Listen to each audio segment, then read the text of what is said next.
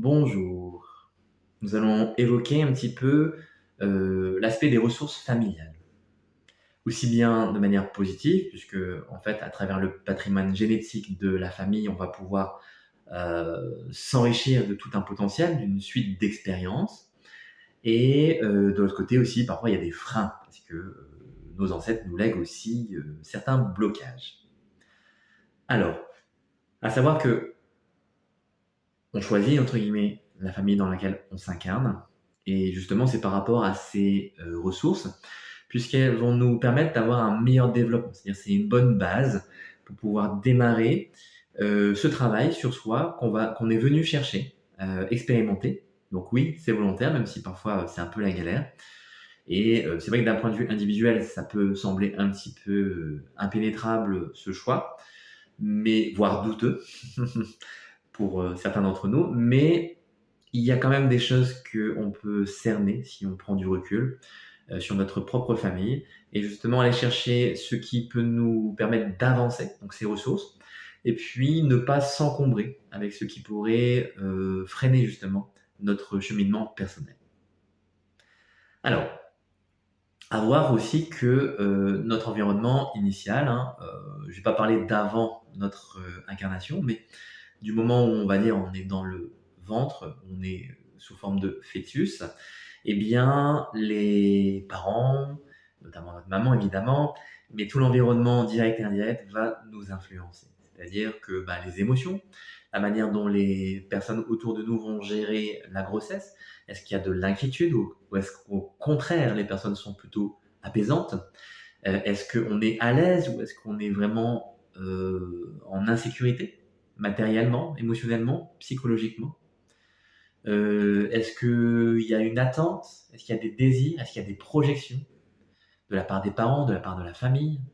Et tout ceci, hein, puisque le bébé en fait n'est pas encore véritablement constitué dans son individualité, dans son psychisme.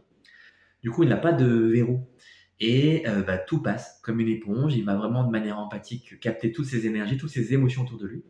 Dans l'environnement, comme je le répète, direct ou indirect, hein, même des personnes qui ne seraient pas présents là à la maison, mais qui seraient concernés par cette naissance, eh bien, peuvent avoir aussi un apport dans le début de vie de ce petit être à venir. Alors, ceci va commencer à agréger des énergies qui vont déjà donner un potentiel au bébé. Donc, la naissance, évidemment, va jouer, puisque en fonction des situations, si ça se passe plutôt bien, plutôt difficilement, l'enfant va aussi vivre des insécurités ou au contraire déjà être plutôt épanoui. Ce qui fait que tout cet ensemble déjà est très important, en tout cas a son influence pour aussi l'adulte que nous sommes en devenir. Alors si on remonte, par exemple, si vous faites, je sais pas, du lying ou de l'hypnose régressive ou que vous avez simplement médité ou travaillé sur vous, peut-être que il y a des choses qui ont déjà jailli de votre enfance, de votre petite enfance ou peut-être même de votre naissance. Je ne parlerai pas pour l'instant en tout cas de vie antérieure, mais de tout ce qui concerne la partie de notre vie actuelle et actuelle, donc la vie qu'on est en train de vivre.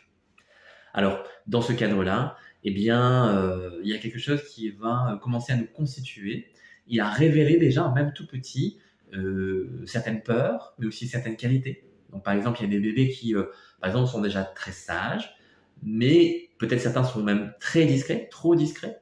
Donc, on peut se demander si tout va bien.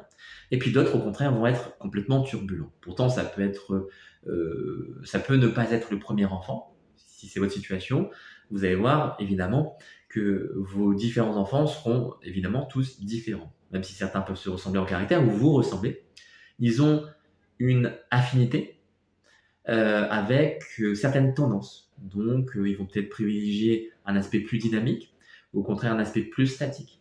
Et en fonction de leur constitution au fur et à mesure du temps, ces aspects vont régresser ou se développer. Donc ça, c'est entre guillemets évident, mais c'est quelque chose en fait sur lequel, au bout d'un moment, on oublie de jouer. C'est-à-dire que on pense qu'étant adulte, les choses sont définies et que c'est fini. Non, on est toujours malléable, même si c'est peut-être pas autant, mais on peut retrouver cette capacité à transformer notre structure qu'on a lorsqu'on est tout petit, qu'on perd au fur et à mesure qu'on grandit, mais qu'on peut retrouver par des pratiques énergétiques et spirituelles. Alors, on en revient du coup aux ressources familiales. Alors, par exemple, si dans la famille, il y a des gens qui sont artistes ou médecins ou des personnes qui sont sportives, eh bien, même si quand vous êtes petit, ça vous tanne, qu'on vous répète toujours, il faut bien travailler à l'école ou fais du sport, c'est bon pour toi, ou que vous avez toujours des gens qui sont un petit peu dans la lune parce qu'ils sont dans leur créativité, eh bien, ça vous donne quand même un modèle pour agir. Et ceci est une base pour savoir choisir ce qui est bon pour vous. Ça ne veut pas dire que parce que vos parents font quelque chose, et c'est d'autant plus valable maintenant que le temps s'est accéléré, donc auparavant, c'est vrai qu'on voyait dans les familles, je ne sais pas si le père était, je ne sais pas moi, travailler au moulin ou à la mine, eh bien, le fils ou la fille allait suivre le chemin du père ou de la mère. Mais aujourd'hui, puisque on a changé un petit peu de temporalité et de spatialité du coup, eh bien, les potentiels se sont ouverts et la capacité aussi à vivre les choses a augmenté. Donc, c'est pour ça aussi que souvent, on va passer d'une chose à l'autre beaucoup plus rapidement. Alors, attention à l'éparpillement, mais ça fait aussi qu'on ne reste plus non plus emprisonné par les blocages familiaux, qui sont aussi des ressources qui nous permettent de grandir d'un certain côté, puisqu'on peut s'en délester et travailler sur ces blocages pour apprendre, mais qui, à certains moments donnés dans la vie, peuvent aussi nous fournir un prétexte aussi pour nous encrouter, ne pas avancer. Dans ce cas-là, il y a peut-être un moment où on va quand même se réveiller parce qu'on en a marre. Par exemple, imaginons que on est dans une famille où on s'inquiète pour tout, ou peut-être on a eu des problèmes d'argent très vite, on a été maltraité dans la vie, peut-être qu'on se sent en infériorité, enfin, on a une notion d'infériorité, on a un complexe pardon, d'infériorité. Alors, de ce fait-là, eh bien, on est une personne qui va tout le temps s'effacer. Et on en a marre de s'effacer. En plus, on est dans un métier, imaginons, où il faut de la communication et on en a marre de trembler ou de ne pas savoir dire les choses, alors qu'on est d'une grande compétence, mais on ne sait pas la faire valoir. Et comme on arrive à un moment donné à un nœud crucial où on se dit, ça y est, c'est le moment où je vais démarrer vraiment ma vie, et donc je vais utiliser cette ressource familiale, qui n'est, je dirais entre guillemets, ni positive ni négative, c'est un point de départ, pour faire quelque chose dans ma vie qui, entre guillemets, m'appartienne. C'est-à-dire, pas développer mon ego, c'est pas m'approprier toutes les choses, mais c'est faire grandir une potentialité différente de celle qui m'était proposée. Donc, celle que je ressens comme un frein, je vais la réabsorber, me réapproprier cette énergie et la réémettre sous une autre forme. C'est-à-dire, j'ai un peu fait de la pâte à modeler, j'ai modifié cette énergie et donc je la transmute. Alors, donc, je repars de l'exemple, si j'ai du mal à m'exprimer en public et donc à faire valoir un peu mes compétences, parce que les gens ont l'impression que je suis incapable parce que je ne sais pas transmettre. Eh bien, je peux reconsidérer à l'intérieur de moi, voir par exemple dans la famille, que un jour, peut-être un arrière-grand-père qui a voulu faire du théâtre, mais que les parents ne soutenaient pas du tout, eh bien, il a tenté sa chance, mais malheureusement, il s'est fait avoir. On lui a piqué tout son argent et il s'est retrouvé sans un sou et il a dû rentrer un petit peu la queue entre les jambes, demander à ses parents de l'aide et revenir finalement dans le carcan et peut-être aller à l'usine ou faire un travail qui ne lui plaisait pas du tout. Et donc, cette sensation d'échec s'est inscrite un petit peu dans les générations suivantes comme une impossibilité de réaliser ses rêves et donc de se sécuriser en ne bougeant surtout pas de mon cocon. Quand je commence à me rendre compte de ça, alors que j'ai retrouvé l'histoire ou pas, en tout cas, j'ai la notion il est plus sûr de ne pas bouger que de s'extirper euh, de son propre domaine, qu'il soit familial, social ou psychologique, eh bien, je vais me rendre compte petit à petit que je peux peut-être faire des petites expériences en essayant quelque chose et en me rendant compte que par exemple, alors avant de réussir à m'exprimer pleinement en public, peut-être que je peux commencer à jouer un petit peu, faire des sketchs, mimer des choses avec des amis, avec de la famille, et me rendre compte que progressivement, je prends confiance par le fait d'actualiser ma propre perception de moi-même. En fait, l'idée, c'est de la réémettre, de la remettre en jeu et de me mettre un peu en danger, d'accepter que je me mette en danger, mais dans une situation plutôt confortable. C'est un petit peu, par exemple, comme dans les arts martiaux, on vit des situations de vie et de mort parce que symboliquement, c'est un combat entre deux guerriers, entre deux combattants, Et donc, il y en a un qui va vivre et un qui va mourir. Bon, après, potentiellement, les deux peuvent mourir aussi. À l'époque, ça arrivait souvent dans les combats, que tout le monde meurt, comme ça, il n'y avait pas de jaloux. Mais ça, c'était voilà, la petite parenthèse. Mais sinon, si je regarde bien le combat, c'est vraiment soit je vis, soit je meurs. Donc l'enjeu, elle est quand même crucial. Mais si on fait ça dans les clubs d'arts martiaux aujourd'hui, je pense qu'il n'y aurait plus beaucoup d'adhérents. Du coup, on va vivre, mettre en place des scénettes, des formes techniques ou des formes libres qui vont permettre de manifester cet état, cet esprit guerrier, sans non plus avoir l'enjeu de vie ou de mort. Mais en tout cas, de ne pas l'avoir physiquement, mais de quand même le cultiver. Et de finalement aller chercher cet enjeu dans une situation où je suis quand même plutôt sécurisé. Et donc là, c'est pareil pour se remettre en confiance. C'est de choisir les situations dans lesquelles j'aimais cette manifestation orale de moi-même, où j'essaye de m'exprimer, de partager. Et de l'autre côté, je commence à fabriquer cette confiance en me rendant compte que simplement c'est possible. En faisant, je réussis. En réussissant, je me fais confiance. En faisant confiance, j'ose un peu plus large, un peu plus aventureux, un peu plus libre. Donc vous voyez un petit peu comment de cette ressource où je me suis rendu compte que je préférais être dans un milieu étriqué et en sécurité, plutôt que de vivre librement mais en danger. Et donc je fabrique tout doucement à partir de ce point-là des choses qui s'émancipent mais progressivement. Si vous essayez de sauter du point A au point Z sans passer par les étapes, souvent c'est très difficile. Certains y arrivent, mais souvent, la plupart du temps, on va se planter. Et donc c'est de se familiariser avec soi-même en posant des échelons, des gradations, de manière à ce que chaque chose, chaque petit pas m'encourage à aller plus en avant. Bah oui, c'est pour ça qu'on se protège, parce qu'on a eu une mauvaise expérience à un moment donné, ou quelqu'un a eu une mauvaise expérience, et donc on ne veut plus le réitérer. Le mental va nous dire c'est trop dangereux, donc je ne le fais pas. C'est pour ça que, effectivement, les choses qui ne sont pas connues nous font peur. C'est parce que je ne peux pas le maîtriser. Mais parfois aussi, le fait de ne pas savoir ce qui va se produire est une bonne chose, parce que je savais si j'allais réussir ou échouer, peut-être que je ne fournirais pas les efforts qui me permettent d'aller encore plus loin que la réussite ou l'échec. Donc vous voyez comment ces ressources familiales peuvent nous aider à nous émanciper de certains freins, mais aussi de l'autre côté, donc dans l'aspect positif, c'est que donc je parlais par exemple du côté artiste, donc ce fameux arrière-grand-père qui, donc deuxième version, on va plonger sur notre ligne temporelle, et là où le grand-père, il a osé sortir un petit peu des habitudes familiales, et il s'est lancé, il est devenu, je sais pas moi, clown, par exemple, et il a fait un tabac. Donc un tabac, il a réussi, il n'a pas fait un tabac après être devenu clown, si vous m'avez suivi. Voilà. Je sais, moi aussi, je dois avoir un arrière-grand-père ou arrière-arrière-grand-père clown aussi. Donc, c'est peut-être pour ça que j'ai choisi cet exemple. Donc, il a réussi. Et ça fait que les futures générations, peut-être, elles vont avoir l'audace de tenter une aventure. Par exemple, j'ai envie de me lancer dans la culture de fèves de cacao pour proposer un cacao ou des chocolats magnifiques. Eh bien, il n'y a rien qui va m'entraver. Parce que je vais chercher dans cette ressource familiale, dans cette énergie, et j'y suis connecté, et donc ça me donne la liberté d'agir complètement tel que je veux. Alors, question, si je n'ai pas dans ma famille quelqu'un qui a cette liberté ou cette capacité, comment je fais? Alors, je suis coincé, je peux pas me développer? Eh bien non, évidemment, tout le monde peut être enseignant dans notre vie. Notre famille, on est plus proche, et ça nous lie beaucoup plus en général. On peut aussi du coup avancer plus, parce que ce qui nous lie très fortement, c'est une énergie qu'on va récupérer, comme je vous l'ai expliqué, pour une plus grande liberté.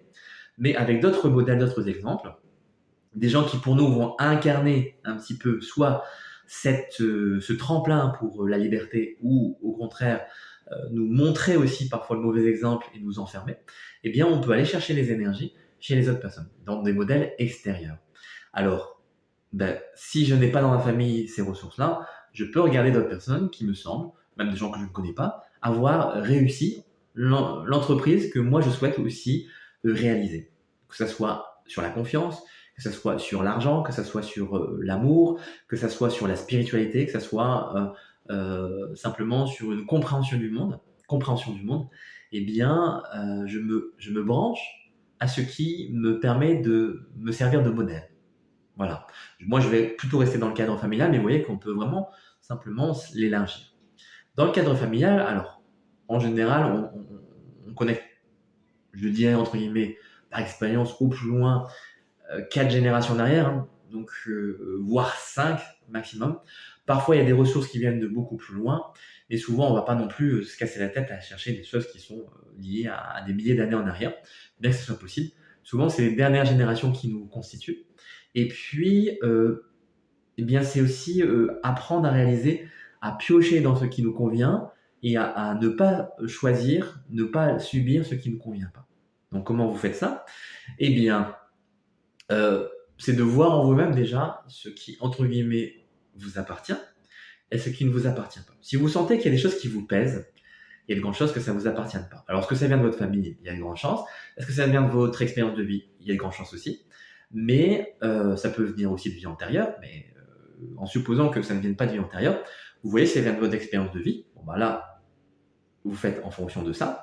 Mais si vous sentez que ça vient dans la famille, parce qu'il y a des schémas qui se reproduisent, émotionnels, affectifs, psychologiques, vous voyez que les gens dans la famille se comportent de cette manière, par exemple, les gens sont très conservateurs et très protectionnistes. C'est-à-dire que on ne veut pas changer nos habitudes.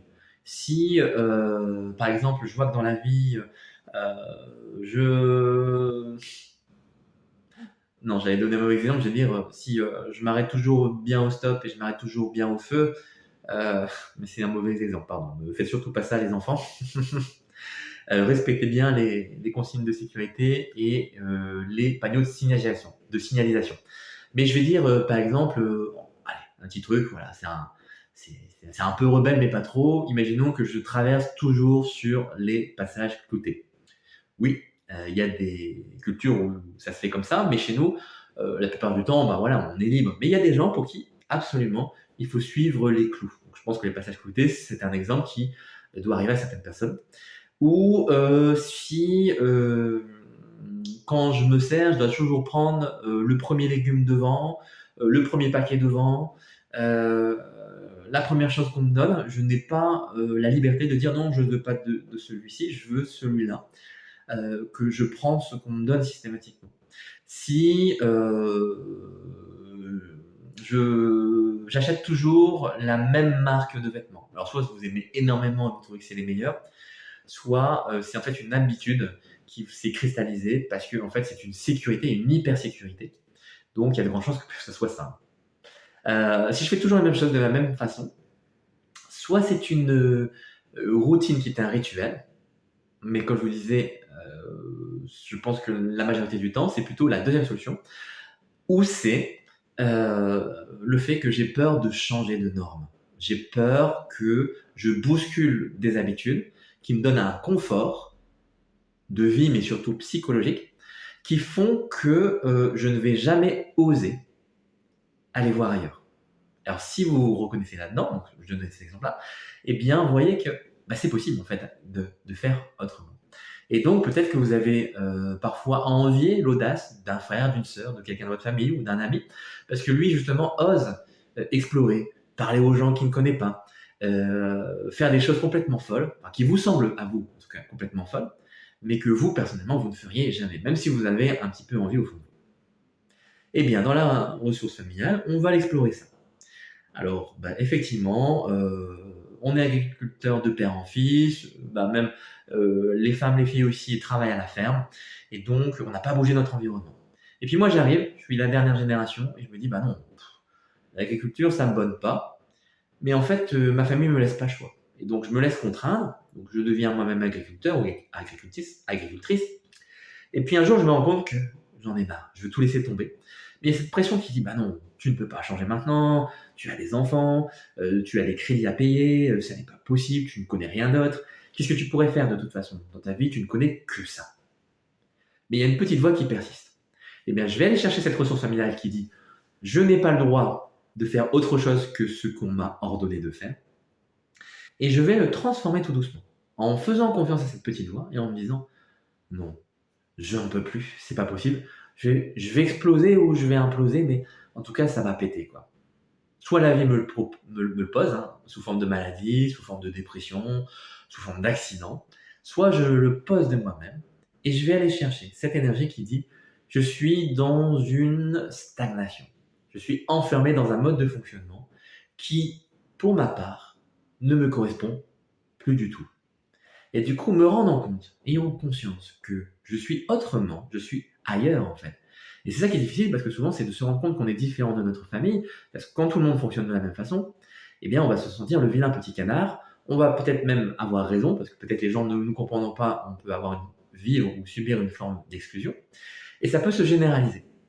Mais de l'autre côté, on peut aussi voir que par notre unicité, on fait bouger l'ensemble de la famille et on lui montre un autre modèle, que les gens qui auraient le souhait de changer aussi pourraient suivre notre pas et nous emboîtant un petit peu la marche, faire bouger tout cet espace familial qui, en lui-même, n'est pas forcément négatif, mais qui est devenu quelque chose peut-être d'obsolète. Il faut le réactualiser. Et donc cette capacité à conserver les choses, peut-être que je vais la mettre dans un autre projet. Par exemple, je vais développer une boîte qui protège les biens des gens ou l'argent des gens d'une manière très sécurisée. Donc, je maintiens cet aspect d'énergie conservatrice qui protège la personne et l'énergie concernée, le bien concerné, mais je le fais bouger dans ma propre actualité. Donc, vous voyez, à la fois ici, c'est ressources, à la fois c'est freins, et moi, je le transforme pour en faire quelque chose de positif pour moi-même. Maintenant, si au contraire, je me sens très bien dans l'agriculture et que j'ai trouvé ma place, parfait, il n'y a rien à dire. Mais c'est quand je ne me sens plus à ma place et quand j'ai besoin de faire bouger les ressources familiales qu'il faut que je me penche sur mon propre cas et ma relation à ces affects qui font que je m'empêche de me réaliser moi-même. C'est souvent ça, en fait, la tragédie, c'est que j'ai peur, en fait, de me discerner, c'est-à-dire de me distinguer, pardon, des autres, et donc de ne plus être aimé, et de perdre toutes les choses qui font que je suis moi-même. C'est-à-dire cet amour qui peut-être de toute façon n'a pas été reçu de manière correcte. Donc, si je comprends qu'en fait, c'est un peu stupide, hein, pardon, mais c'est un peu stupide de croire ça, et eh bien, je vais voir que je peux agir autrement et commencer à créer. Donc ça, c'est vraiment deuxième chakra, hein, le chakra de la sexualité, celui qui va vous permettre de fournir un effort pour aller voir ailleurs et engendrer quelque chose de nouveau, de réintroduire un espace dans lequel les choses ne sont pas déjà, où c'est totalement neuf. Voilà. Donc, on travaille premier chakra, la confiance en soi, la sécurité, je me sens bien posé sur mes bases. Deuxième chakra, je crée, je me renouvelle. Et puis, quand on prolonge ça, on voit un petit peu dans les ressources familiales ce qu'il en est au niveau de la manifestation de ce que je suis, place aussi au sein de la famille et au sein de la société. Troisième chakra, donc l'aspect émotionnel qui tout doucement va aussi rééquilibrer et me permettre d'engendrer sur l'aspect affectif plus d'épanouissement. Quatrième chakra pour le cœur. Mais déjà, si on a travaillé le premier, le deuxième et le troisième, c'est déjà très bien. Et donc, dans les ressources familiales, eh bien, j'en arrive à manifester à l'extérieur, à me rendre compte de ce que je suis dans ce que je fais. Et de partager surtout aux personnes autour de moi, de réussir, entre guillemets, en gros, dans la vie, dans mes projets et en ce que je suis. C'est-à-dire de me respecter, d'être honnête vis-à-vis de mon tréfonds et de ressentir les choses avec une vibration subtile qui fait que je me sens en joie dans ce que je vis et non pas toujours sous la contrainte d'être obligé de travailler comme un bœuf pour gagner un salaire de misère. Je vais réussir à faire les choix, poser les énergies qui vont me permettre au mieux, hein, parce que ça ne veut pas dire que mon travail va être facile et que je vais vivre une vie les pieds en éventail, mais ça va me fournir les chances de me découvrir dans la plus belle version de moi-même. Et c'est pour ça que la famille, en fait, c'est très important, que j'ai vécu des choses difficiles ou que j'ai plutôt été heureux de mon enfance, eh bien, je peux reconnecter avec ces choses-là pour m'en libérer et me rendre compte, en fait, que les parents, les frères et sœurs, les enfants sont importants, non pas pour se lier, se coller les uns aux autres, mais au contraire pour se séparer, c'est-à-dire en mutualisant les énergies, donc il y a un aspect collectif, on va pouvoir accentuer le travail en soi-même, et donc se distinguer, se séparer des personnes, ne pas être la copie conforme de mes ancêtres, et pouvoir ensuite réintroduire une énergie, souvent c'est ce qu'on fait à l'adolescence, qui va faire regermer chez les autres cette émulation, cette motivation, cet élan dynamique qui fait que je me transforme moi-même, j'aide les autres à se transformer, et ensemble de nouveau, on concrétise les choses et on les rend plus vivables, plus heureuses pour tout le monde. Donc c'est le collectif qui va engendrer l'individu, qui va enrichir notre être, ce que l'on est, hein. Et puis de là, on va pouvoir s'épanouir et se déployer à l'extérieur vis-à-vis des autres. et donc on va réenrichir le collectif. Et c'est ça en fait le véritable échange, c'est d'aller chercher dans la famille ce qui me constitue moi-même, ce qui me permet d'avancer, de le refournir à ma famille et aux autres, de manière à ce qu'eux-mêmes puissent évoluer, et de là de faire grandir en fait la conscience collective. C'est ça qui est intéressant en fait dans les ressources familiales, c'est finalement, après on s'adresse à toute l'humanité, voire à la Terre entière ou l'univers, mais il faut démarrer modeste, peut-être, et démarrer sur ce qui nous retient le plus au départ. Et je vous le dis, j'ai l'impression quand même que la famille, au départ, pour beaucoup d'entre nous, c'est un gros blocage ou une grosse ressource, en tout cas, à exploiter. Voilà. Bon, sur ce, je vous laisse un petit peu cogiter, méditer sur toutes ces informations. Passez une belle soirée, une belle journée. Vous pouvez me faire un retour sous la vidéo, c'est avec plaisir que je vous lis. Et puis, je vous dis à une prochaine fois. Merci beaucoup.